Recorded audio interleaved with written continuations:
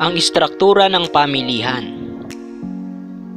Ano ba ang pamilihan? Ito ay isang mekanismo o proseso kung saan ang consumer at producer ay nagkakaroon ng transaksyon. Ano ang halimbawa nito? Ito ay pwedeng maganap sa palengke, sa mall, online shopping, online transaction o maging financial market kung saan nagaganap ang palitan ng salapi. Ayon kay Adam Smith, mayroong invisible hand na gumagabay sa ugnayan ng producer at ng consumer. Ito ay ang presyo. Presyo ang nagtatakda sa dami ng produkto o serbisyo na handa at kayang bilhin at ipagbili ng mamimili at ng producer. Ang istruktura ng pamilihan ay nahati sa dalawang bahagi: ang ganap o perpektong kompetisyon at ang di ganap na kompetisyon. Ano ba ang kompetisyon? Ito ay pakikipagsapalaran ng tao upang makamit ang bagay na kanyang pinaka-inaasam-asam. Mayroong 5 katangian ang ganap na kompetisyon. Una, maraming maliliit na producer o supplier at marami ring mga mamimili. Ikalawa, may magkakatulad na produkto o homogeneous kaya ang mga mamimili ay maraming pagpipilian. Ikatlo, malayang paggalaw ng sangkap ng produksyon. Kaapat, malayang pagpasok at paglabas sa industriya. At ang ikalima, mayroong malayang impormasyon ukol sa pamilihan.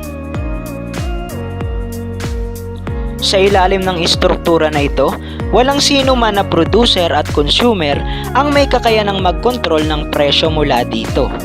Sa panig ng producer, hindi nila ito kayang kontrolin sapagkat maraming nagtitinda ng magkakaparehong uri ng produkto at serbisyo sa pamilihan. Sa panig naman ng consumer, walang sino man ang may kakayanang idikta ang presyo dahil lubha rin silang napakaliit kumpara sa buong bilang ng maaaring bumili ng produkto o serbisyo. Tinatawag na pamilihang may hindi ganap na kompetisyon ang istruktura kung wala ang anumang kondisyon o katangian na matatagpuan sa pamilihang may ganap na kompetisyon. Sa pangkalahatang pagsasalarawan, ang lahat ng producer na bumubuo ng ganitong istruktura ay may kapangyarihang maimpluwensyahan ang presyo sa pamilihan. Ang sumusunod na anyo ang bumubuo sa pamilihang may hindi ganap na kompetisyon. Ang monopolyo, monopolistic competition, monopsonyo, at ang oligopolyo. Ang monopolyo, ito ay mayroong iisa lamang producer ng produkto o serbisyo. Maaaring maimpluwensyahan ng producer ang presyo sa pamilihan. Mula dito ay may kakayanang kontrolin ng producer ang presyo kung kaya't napipilitan na lamang ang consumer na bilhin ang produkto o serbisyo kahit mataas ang halaga nito. Katulad na lamang ng producer ng tubig at ng kuryente. Sa monopolyo, may kakayanan ding hadlangan ng producer ang kalaban sa pamamagitan ng intellectual property rights tulad ng patent, copyright, at ng trademark. Copyright. Ito ay tumutukoy sa mga literary works at artistic works tulad ng mga aklat, musika, pelikula, computer programs, paintings, advertisement, maps, databases, at technical drawings. Patent naman ay nagbibigay ng proteksyon sa inventor at sa kanyang imbensyon. Ang paglalagay ng simbolo, logo, o marka sa produkto o serbisyo para sa pagkakakilanlan ng kumpanya ay tinatawag na trademark. Monopolistic competition. Ito ay uri ng pamilihan na maraming consumer at maraming producer ng isang produkto na magkakaiba ang brand. Sa ilalim nito, may kapangyarihan sa pamilihan ang mga producer na magtakda ng presyo ng kanilang mga produkto.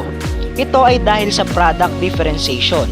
Ito ay ang katangian ng mga produkto na ipinagbibili ay magkakapareho ngunit hindi eksaktong magkakahawig. Ito ay nagkakaiba-iba sa packaging, labeling, presentasyon at maging sa lasa o flavor. Ginagawa ito ng mga producer sapagkat ang kanilang layunin sa product differentiation ay kumita at mas makilala ang kanilang mga produkto. Monopsonyo. Sa ilalim ng pamilihang ito, iisa lamang ang consumer at mas marami ang producer ng produkto o serbisyo. Pansinin ang larawan. Ang monopsonyo ay kabaligtaran ng monopolyo. Sa monopolyo, mayroong isang producer na nagbebenta ng produkto sa mga mamimili. Samantalang ang monopsonyo, iisa ang mamimili ngunit marami ang producer. Sa ganitong kalagayan, may kapangyarihan ang consumer na maimpluwensyahan ang presyo sa pamilihan. Ang mabisang halimbawa ng ganitong anyo ng pamilihan ay ang pamahalaan, na nag-iisang kumukuha ng serbisyo at nagpapasahod sa mga nurse, sundalo, guro, bumbero at iba pa.